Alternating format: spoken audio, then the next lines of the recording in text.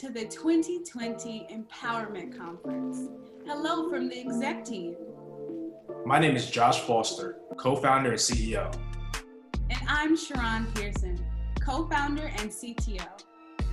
And my name is Marquita Amwa, the editor-in-chief. We're excited to share this dynamic panel with you today.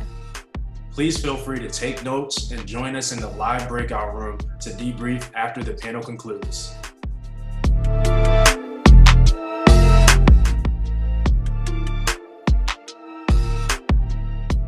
Welcome to the 2020 Empowerment Conference. My name is Sherron Pearson, today's moderator. We're here today for the panel of Develop. And when we think about develop, we think about what it takes to cultivate new products with the idea of manifesting or resulting in some type of an impact on society or within our respective industries. So I'd like to introduce today's panelists. We have Nnamdi, Nwaezeapu, and J.M. Eberhardt. All right, Nnamdi, can you please let us know or let the audience know who are you and what you do? So my name is Nnamdi. I currently work as an account manager for Mindshine. Mindshine's a German-based startup company that helps people build healthier minds. So we kind of pull together the latest research in mindfulness, positive psychology, leadership coaching to develop some curated training plans that can help you with confidence, focus, attention, problem solving, whatever it is. So that's what I do with Mindshine. And then I'm also publishing a book this winter called Doctor, Lawyer, Engineer, How to Pursue Your Dreams Without Giving Your Parents a Heart Attack. And that book is basically written for my fellow first and second generation Americans who want to build a fulfilling life for themselves, but know that their life is not necessarily their own, and they have communities, families, and cultures that are relying on them to succeed. So that book will be coming out in December, and really glad to be here with you guys. It's wonderful. I can't wait to hear more about that later on in the panel. And John Mark, can you feel free to let us know who are you and what are you working on? Sure. My name is John Mark, affectionately known as J.M. Eberhardt. I am the co-founder and CEO of Stroll. Stroll is a location-based marketing ecosystem, and it's uniquely designed for the travel industry. We're working on our deployment right now. We partner with municipalities, cities, and travel bureaus to deploy the product. I've been a serial entrepreneur since, started in college. I had my first exit, and I've been in the tech industry going on 10 years. It's wonderful. That's wonderful. And in that vein, JM, can you let us know, where does your cultivation origin story begin? Where does your desire and motivation to develop new and impactful products originate? It took me some time to better understand that, because along my journey, there were so many times that I wanted to quit. I just wanted to be a worker and go to work and collect a check and be happy. And it's just not the way I'm wired. And I finally realized that both of my parents were entrepreneurs. Both of them started out in teaching, but my dad was insurance sales manager, and my mother was a district sales manager for Avon for 27 years. Both work out of the home. I was raised by my mom, but when I would visit my dad, I just saw that. And then also I would say I was a chess prodigy of sorts. I learned how to play chess at the age of 11 in 20 minutes. And then 2 years later, I was a state chess champion in the state of Kentucky. So I think just cultivating my mind at an early age helped to streamline processes and see the end product before you started working on it. It's the best I have right now. Wonderful. And do you feel as though it was vital for you to be exposed to that at a young age for you to be who you are now and be able to be that serial entrepreneur today? I was exposed to non-conventional. Right. I was exposed to ingenuity. I was exposed to um, making shit up yourself and then putting it into practice. And I think I was always surrounded by that type of energy. So instead of saying, it wasn't really how, it's even hard to think outside of that just because it's so ingrained, but it's more of, all right, this isn't working. So what can I create to make work for me? Right. There's a curiosity that develops at that age that it seems was nurtured. And curiosity and an ability to actually make it happen, right? The understanding that I can create a solution that I feel like is very transferable as an adult across various projects, right? So I'm sure you see that in Stroll, and thank you for sharing that. Yep. And so Nnamdi, can you let us know, where did your ability to say, hey, I'm going to create this new product that does not exist, right? In your book, you saw a need and you said, hey, I'm going to make this happen. Where did that ability to do that come from? Yeah, that's a great question. So for me, my interest in entrepreneurship really started with an interest in inclusion. You know, I've been an outsider, or at least I feel like I've been an outsider since I was a kid. And I've always just been curious about why certain people had access to information or resources and other people didn't. And so I remember my first foray was, I was in high school and I started an organization called Lean Teens DC. And I was helping teens, low-income teens in DC get access to nutrition advice, health, workout locations and stuff like that. Because I just felt like your health was essential to your performance in all areas of your life. And it was unfair that certain people in my community weren't given access to those resources. So that's kind of where it started, wanting to make sure that those who are overlooked and those who weren't kind of,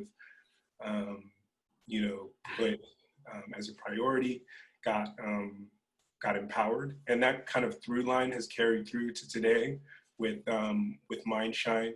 Mindshine's a really affordable solution. It's really accessible. You can download it on your phone and start using it in 10 minutes a day. But most importantly, it's really about empowering everyone to have a healthy, calm mind, right? I think we all know that person who's like really cool and collected under pressure, and they can just like deal with problems with no issue. And that skill set is really valuable in all areas of your life, whether it's relationships or health or work. And so we want to empower everyone to have that kind of mental state. And that's kind of what our platform does. And that's really what I'm about as an entrepreneur, is really giving everyone information and resources so they can kind of be their best selves. Thank you for that. What exactly made you feel like an outsider?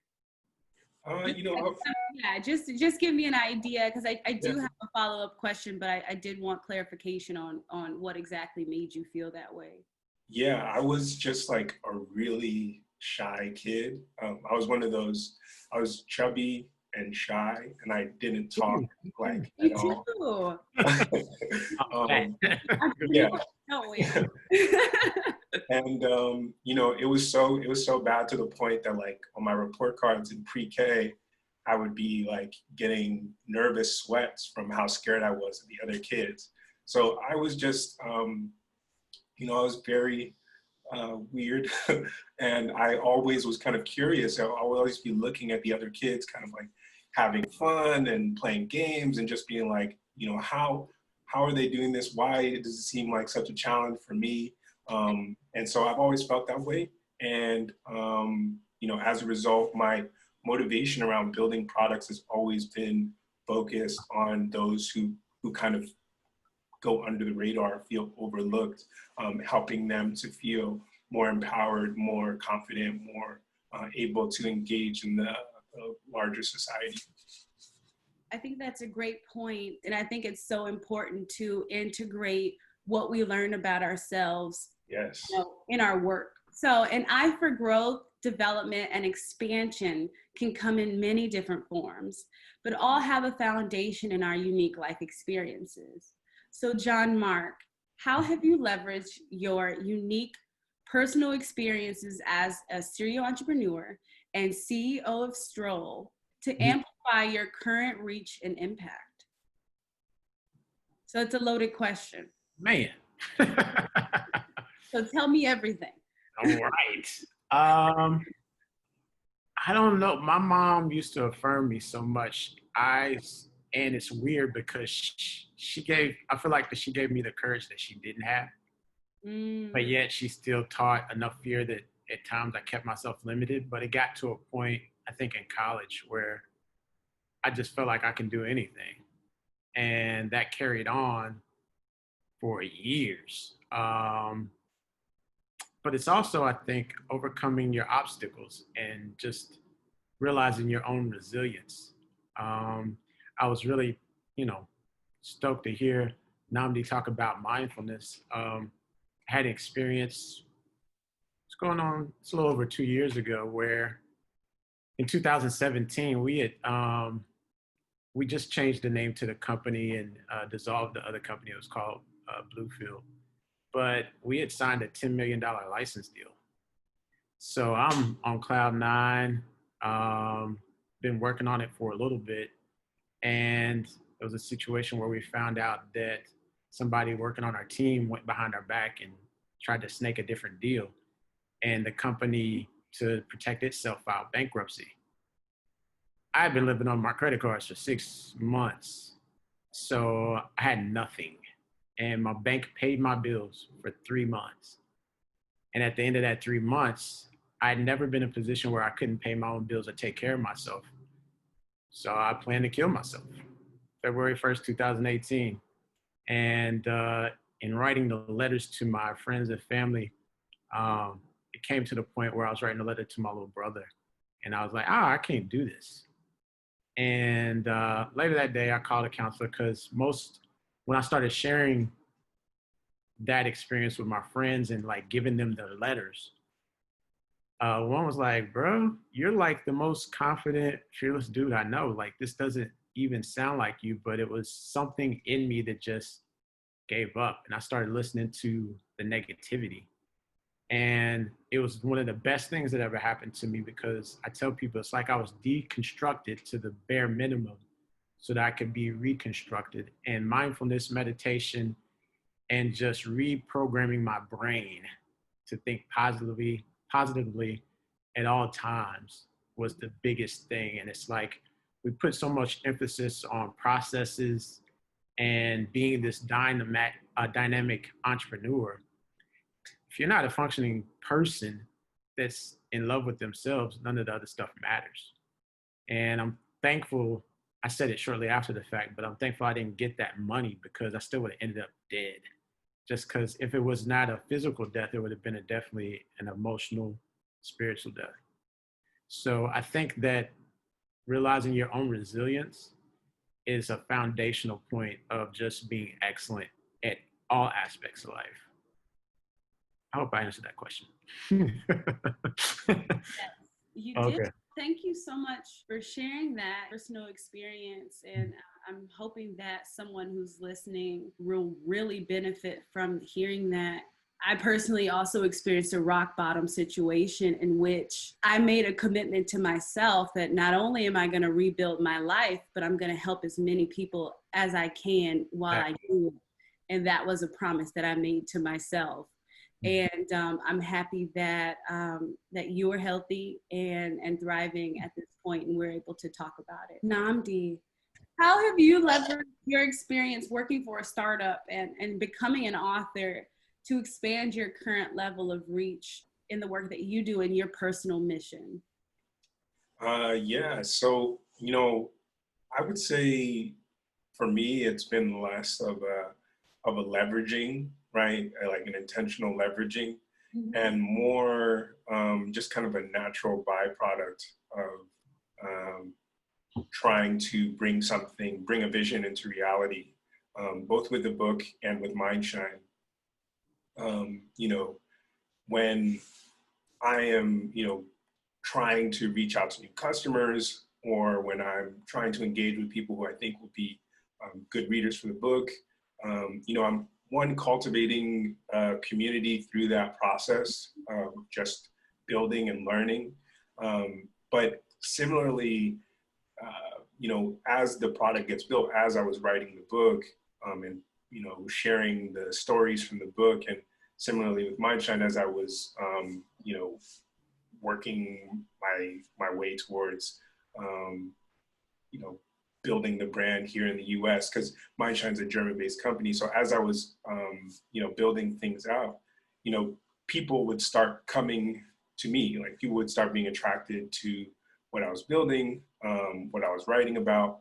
And so that's really, for me, one of the biggest benefits about entrepreneurship and creation in general, is that you get these natural communities that build around you by virtue of simply building the product. It's almost like a natural consequence. One has to come after the other. For both of you, you touched on the idea of partnership or community in your respective products and services, or lack thereof, JM, the lack of partnership, right? So, which is getting to my next question. Would you consider entrepreneurship to be lonely or collaborative experience, or both? Yeah, it's definitely, I don't know if it's lonely, but it's a great exercise of solitude and isolation of mind. And I learned to preserve that instead of battle against it. Right. I used to be one that would share my ideas with everybody. This is what I'm thinking, da da da da. And then it caused a lot of discouragement, not knowing that if I was given an idea, and if I keep getting these urges, that means that it's coming to me. So I need to follow the yellow brick road, breadcrumbs, whatever, you know what I'm saying? And then, some years ago, I was just working so much that when I would get home, I just didn't want to talk about work. And I realized that the people that I love were being shortchanged because I would come home. I'm divorced, but my then wife of 11 years, I would come home and dump on her and take up hours of time that we should be using to build relationship and experiences. So I don't talk about work after work. And my current girlfriend hates it, but I explained to her, one, I don't want to steal that time from us, but at the same time, most people don't understand the mind and the processes of an entrepreneur, especially somebody that's been doing it for an extended period of time. So it used to frustrate me, and I would get upset because people want to help and they start talking at you. Well, you should just do this. You don't think I thought of that? Right. Like, oh, I've been running companies for like decades, but damn, that's a new one. Yeah, I should look that up on Google. Yeah. You know what I mean? So to protect the relationships of people that aren't entrepreneurs or don't have as much experience as or it's not even experience, but you can sense who gets it and who doesn't. So it's like, unless you're one of me, because I say that we're sort of like aliens. Like, we're not like everybody else, and that's okay. It took me so long to realize that it was okay, but I hate being spoken at. Like, you're talking to me, you're not asking me a question, you're telling me something that you think I haven't already thought of or addressed. And call it my ego, but I'm pretty intelligent dude. And if not, I'm going for the answer. I've not started multiple companies by just, damn, I don't know. So it frustrates the hell out of me to just have these conversations with those that aren't in the ranks. So I choose to not do that for the sake of relationship and also for my own peace, which comes first. So Yeah, don't talk to me.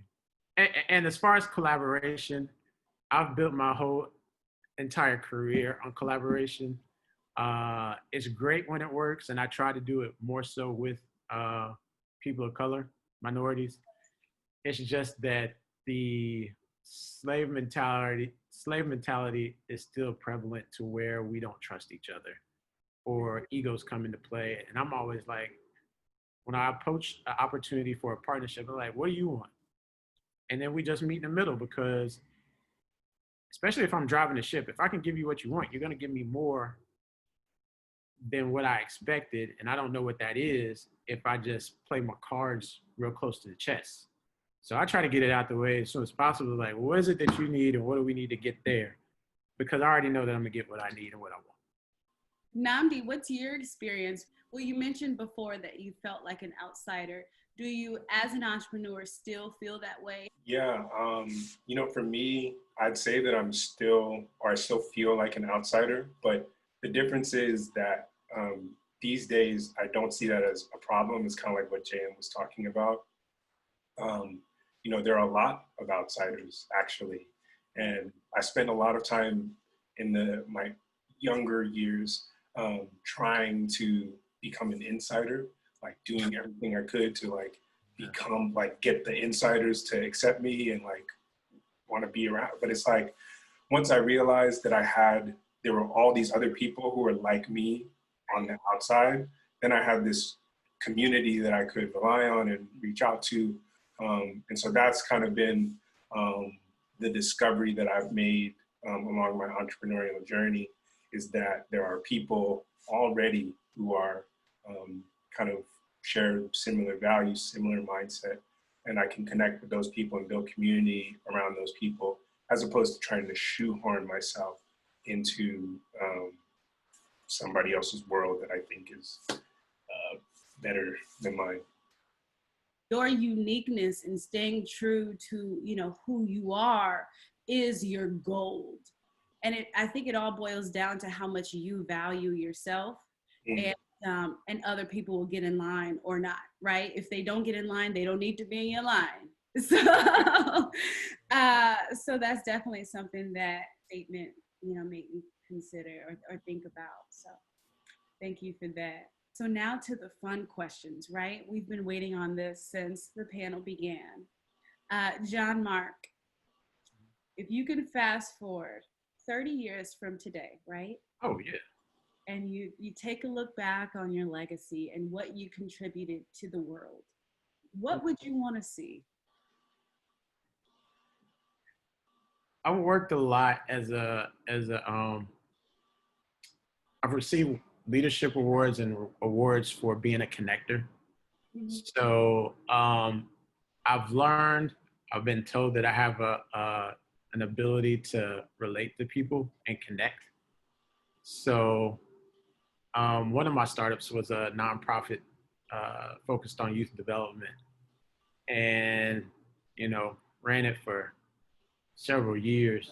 That was my best work to me because I gave of myself, and it wasn't about money for the first time in my life. So I would think that my legacy would be just contributing my gifts and talents and thoughts and unique experiences to the world. Like, we're all pebbles being thrown into this globe, and it's a ripple effect around the world. So anytime we do anything, it impacts everybody, whether we can touch them or not. So I just want to make sure that whatever that is all positive. I've said that I want to be an investor once I exit from this company. Man, I don't know. Because I'm just telling you. I don't really like the way that investors deal with entrepreneurs, especially when you were an entrepreneur. Hey man, what'd you forget? Damn it. Like, you forgot a lot. I don't want to become that, because the majority of, I would say, with the exception of one, I've met with a lot of Black men that had means to invest in. All of them said, yeah, we're going to invest, whether it was this company or the previous, and they all ghosted me. These white people say no. Right. So I don't know, and many times it feels like you don't have to deal with me, do you? You don't know how we'll work and do business together. I have raised, $500,000 with this startup and continue to, but I guess I want to be an investor. I want to do things differently. So like Nnamdi, well, shit, like all of us, I want to stay weird. I want to stay strange. I don't want to be a part of anybody's club because there's beauty in diversity of all types. I don't like being around a bunch of dudes that just co-sign each other. Right. My little circle, we hold each other accountable and we sharpen each other as irons. So I do really want to be an investor, but I'm gonna have to study that because I want to sow into other people's dreams. Sorry, I'm taking so long. No, please. Yes, I'm sort of contemplating at the same time because the experiences with Black investors has just been so. Do you have a bleep function?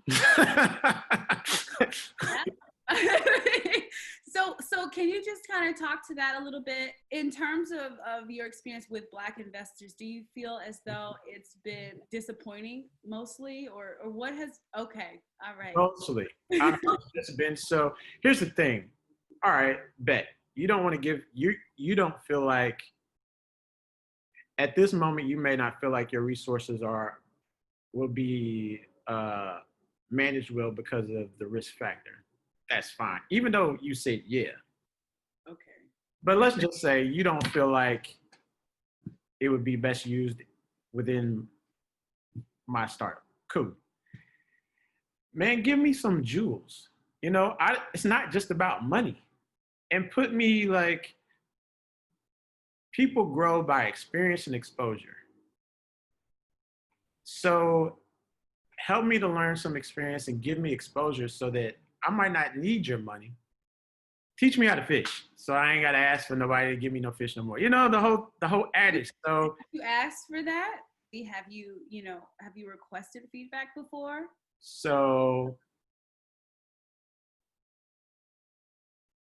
it's hard to do when somebody ghosts you, Sherron. Okay, all right. So I always ask people like, what do you have to do? You know what I mean? like it's one person in Alabama that he's been consistent in saying, he's been consistent and, hey, I want to help you.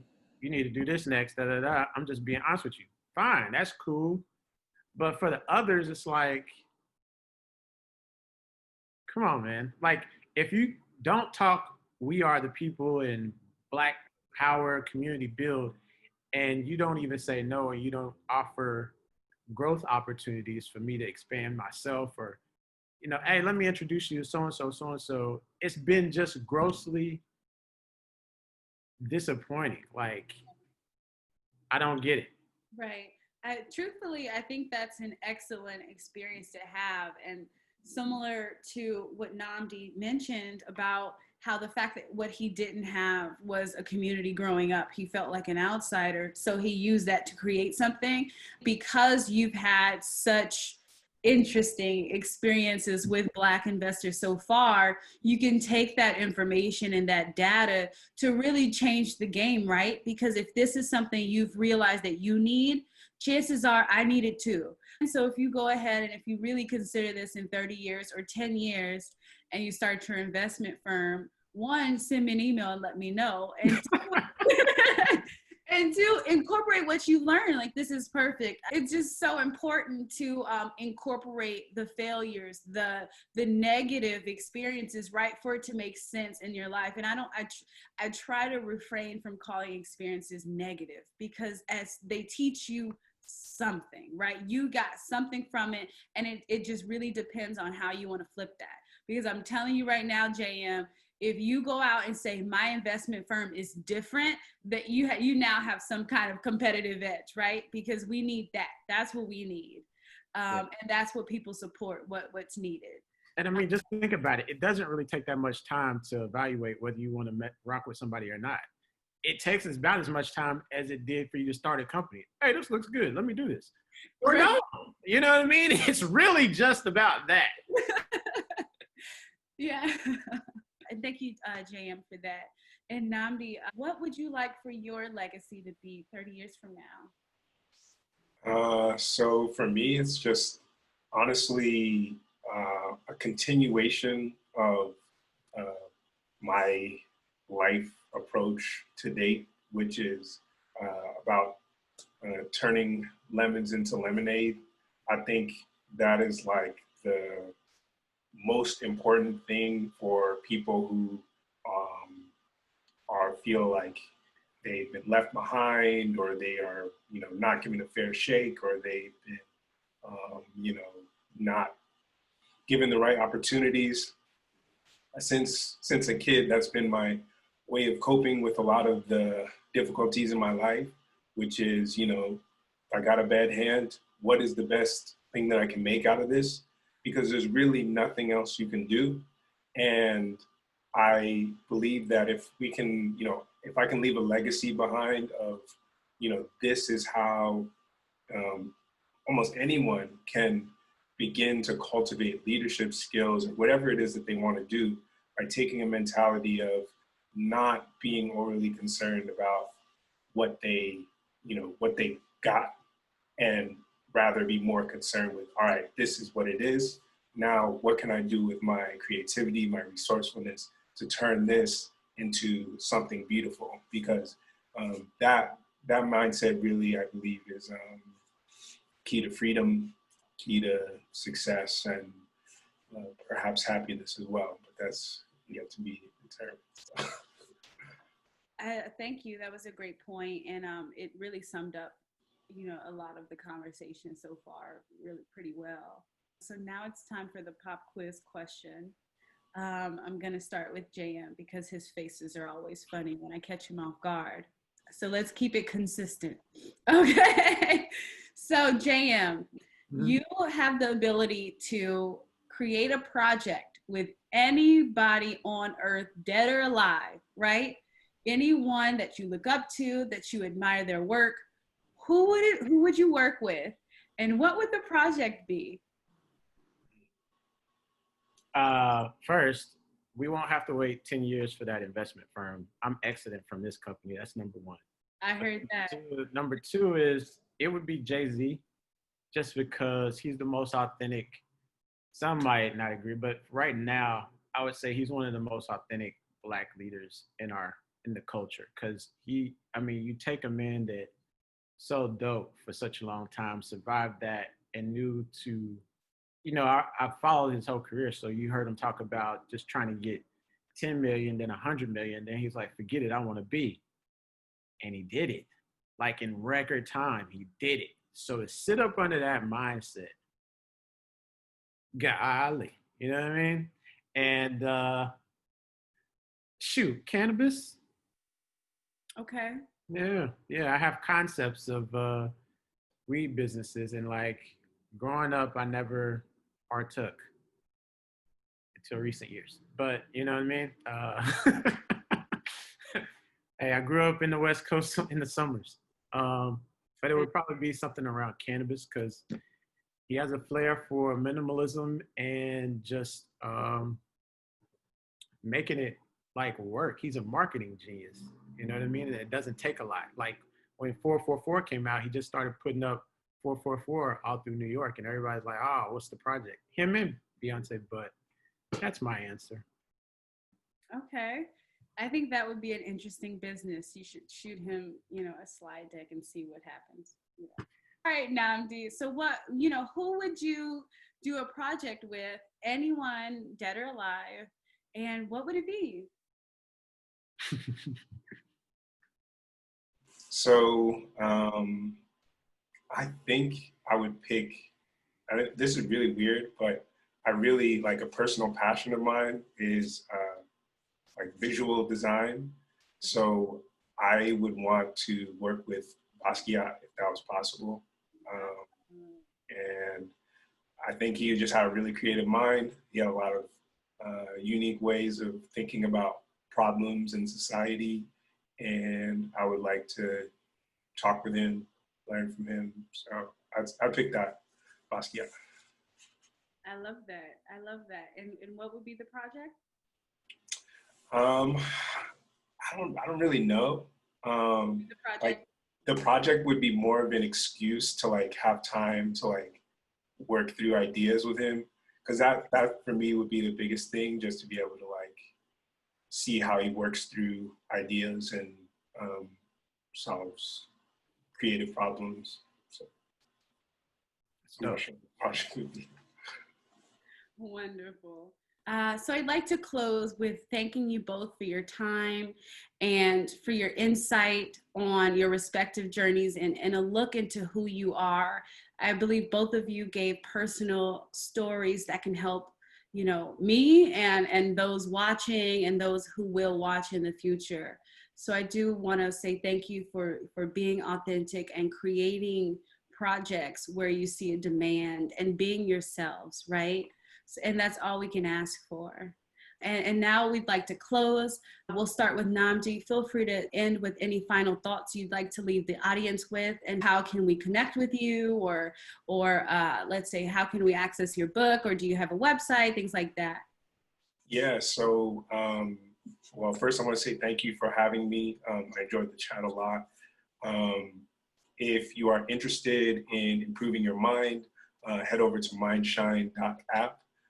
You get the first 2 weeks free. I promise you, you will not regret downloading it. And then if you're interested in my book, Dr. Lawyer Engineer, you can find a link to that on my personal blog. I do a little separate thing. It's called University of Good. You go to the departments tab in the book department, and you'll see a link to my book there. You can go and pre-order the book. Every sale really helps, and there'll be some really nice perks for you. And the one thing I want to, like a last piece of advice, is if you are watching this and you are somebody who is trying to decide whether you want to pursue a dream of some kind, definitely get started. Do not wait. Start putting the pieces together step by step. You know, that is really all it takes. You don't need to jump out the window. You just need to start moving. JM, how would you like to close? You know, what final thoughts would you like to leave with the audience and everyone who's watching and will watch later on? And please feel free to let us know, you know, how to get to Stroll. Yeah, I would say just everybody's hardwired with a navigational system. So just tap into it. You can never really fail if you listen to yourself, no matter what mom, dad, whoever says, you know what's best for you. Follow that navigational system. The other thing I would share is, also thank you, Sherron, for including me in the platform. This has been awesome. Enjoyed meeting and getting to know Nnamdi and what he has going on. But also I would say, yes, Stroll, we are launching in Nashville, but within a month we'll be in 25 other cities. So if you have a small business where you want to implement location-based marketing, location-based marketing solution to attract your target demographic in real time, give me a shout, send me an email. Those who contact me through Mint, right now we're doing a 90-day promotion because of COVID. For those that contact me from EmpowerMint, you will get 6 months to where you get to try it out and see how it works for you. And if you're in a city where we're not right now, but I'm going to, I'll let you know, but I'll honor that. Again, thank you. Love you all. Keep hope alive. Just a quick question about Stroll. Could you walk us through, you know, the concept of location-based marketing? You know, you and I have discussed it, but for, you know, others who may not be familiar with it but may need this service, could you just let us know what that looks like? So as a small business, you're able to go onto our dashboard. It's at stroll-dashboard.com. You're able to sign up, but also you're able to, it's sort of like Facebook or Instagram. You create a post. It's in a streamlined cascade type view, but you're able to literally create content, whether it's an image or a video, drop a pin on any location in your region so that your target demographic can engage with you, whether that's a coupon, whether that's just relevant information, et cetera, so that you can get that attribution. You can, or get that engagement. We also have real-time analytics that you're able to see from your activity on there. And right now we've just integrated where if you see, I describe Stroll as like a Yelp on steroids. So instead of trying to search what you're looking for, you filter out all of your interests, and your interests discover you based on where you are in real time as a user. So as a small business, you can put that content out, and as a user, you're sort of walking through your city and your interests are discovering you in real time based on where you are.